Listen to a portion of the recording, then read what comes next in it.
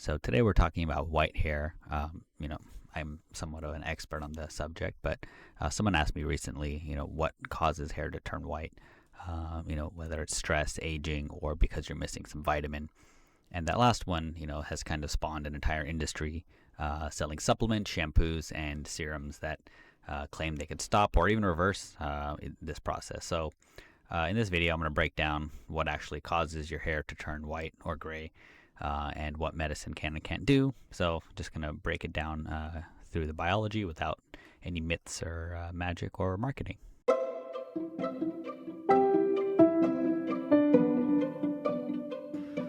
Welcome to Medicine Made Simple. All right, so before we talk about your hair turning white, I think I want to start with why we have different hair color to begin with. So, we have black hair, brown hair, blonde hair, red hair. All of that comes down to one thing, which is a pigment called melanin, which is actually the same pigment that determines skin and eye color. Hair color is not like a separate system or anything. So the difference between black hair and blonde hair isn't even different pigments. It's the type and amount of melanin being produced.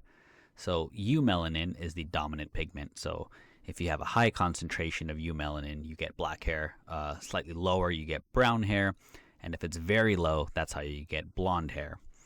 And the second type of melanin pigment is pheomelanin. So this is responsible for red. So, if you have mostly pheomelanin, you'll have red hair. If you have low eumelanin and high pheomelanin, so you get like that strawberry blonde. So, I'm going to go on a redhead tangent here because it's a little bit interesting, I think. So there's actually a gene that they generally have called MC1R. And this gene shifts production away from eumelanin and towards pheomelanin. And it not only gives you red hair, but it gives you a bunch of other clinically, medically proven things. Like one is you get a higher risk of skin cancer even with minimal sun exposure because you get less UV exposure. You get less UV protection for melanin. And the other thing is, there's altered pain sensitivity and anesthesia. So I actually read about this in med school. It's like a proven thing in literature. But this week I asked two practicing anesthesiologists I know, like, how different is it in practice in real life for redhead patients? And they both basically said, you do the same thing as normal, but you be aware that you might need to give more. And then they called anesthesia an art, after which I rolled my eyes and moved on. But, there's no official formula or anything for redhead people for anesthesia. But it's just kind of a mindfulness thing, like make sure you're aware of this. You might need to use more. So the other stuff they do is they're more sensitive to cold temperatures, and they kind of have a more efficient vitamin D synthesis. So even without being exposed to much sun, they still make more vitamin D. That might be some evolutionary advantage at northern latitudes, but we're not sure. But anyways, so people with red hair have higher pheomelanin, lower eumelanin, and they have this genetic variant of MC1R that changes a bunch of other medical stuff. All right, so now that we have how pigments work, so all that pigment's being made inside of the hair follicle while it's growing. So there's these cells inside, these specialized cells called melanocytes. So their job is to make melanin and then inject it into the hair shaft as it's forming. So as long as those melanocytes are active, your hair has that color. So as different things happen, which we're going to talk about in a bit, they start to slow down, and that's when it starts getting gray. Then when they stop completely, the hair will grow in white. So again, the hair doesn't lose color after it grows out. The white hair is new hair growing without pigment, right? So when your hair grows out, it'll keep growing, it might gray, and then it'll be white closer to the hair follicle. All right, so we said pigment cells kind of stop working. So isn't the question now, why do they stop working? So it's really aging and genetics. As we get older, the melanocytes in the hair follicle slowly decline. Some stop producing pigment, others die off completely, and they're supposed to be replaced by stem cells. Those also decrease over time. So this process is really heavily genetic. That's why you see a lot of people gray in their 20s, and others don't see gray hair until their 50s or even 60s, regardless of their diet, stress levels, and lifestyle.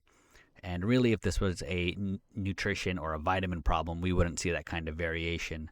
And we also wouldn't see Steve Martin, who's looked 70 since he was 30. Now he's 75, and he still looks like he did during Three Amigos 40 years ago. So yeah, I think there's definitely some genetic variation here. So all that to say, what can you do about it? There's nothing you can do to reverse it. I think that's been made clear. But there's all kinds of hair dye systems available. Pick one if you like them. I don't know what's healthy or natural or what gives the best blend of grays. I think that's all marketing stuff. But I do get ads for it now online, so that'll show you my age. Obviously, I'm not using any, but yeah, there's also comb-in washout ones that will wash out with shampoo that my barber Justin told me about also. But yeah, I think for a lot of people, hair dyeing is great. It's psychological. It makes you feel better, younger, whatever. And I don't think it's like a negative or lying or being fake. It's something that a lot of people do.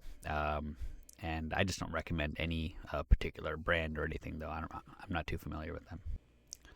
But I don't want to discount supplements entirely. There are times when supplements can help, rarely.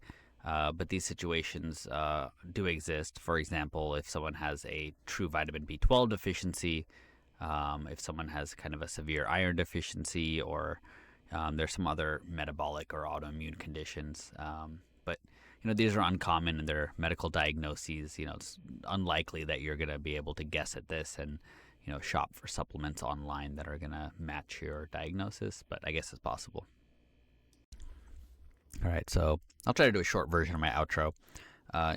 Once these pigment cells stop working, we currently don't have a way to turn them back on or to regrow them with stem cells.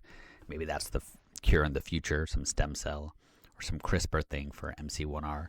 But yeah, I think turning your hair turning gray isn't a deficiency; it's more of a cellular change. So I'd say save the money on antioxidants and vitamins and all these other systems. I think the best method today is still the hair dyes. This may change in the future, but as of now, I think with medicine we can explain why it happens far better than we can kind of treat it or reverse it as far as like a condition. So yeah, thanks for the question. If anyone else has questions, you can always post them in the comments. But yeah, looking forward to the next one.